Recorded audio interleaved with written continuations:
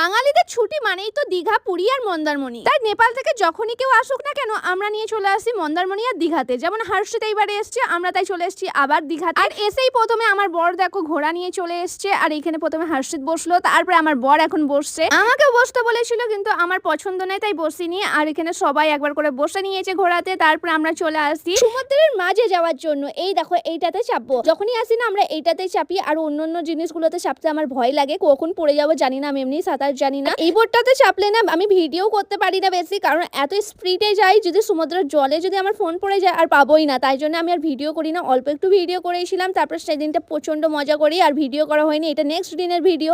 দীঘা থেকে চলে আসবো আমরা আমাদের বাড়িতে। সকালে উঠে পাউরুটি আর ঘুগনি খেয়েছিলাম। খেয়ে দিয়ে আমি আর হর্ষিত চলে আসি একটু কেনাকাটা করতে। হর্ষিত দুল নিচ্ছিল ও দিদির জন্য, মানে আমার বড় ভাসুরের মেয়ের জন্য। আর এইদিকে আমি আমার ফুপু শাশুড়ির জন্য অরিজিনাল মতির হার নিলাম। তারপরে দেখি কোরিয়ান ডল, তাই জন্য এখান থেকে দুটো ডল নিয়ে নিলাম নুরাত আর জিনাতের জন্য।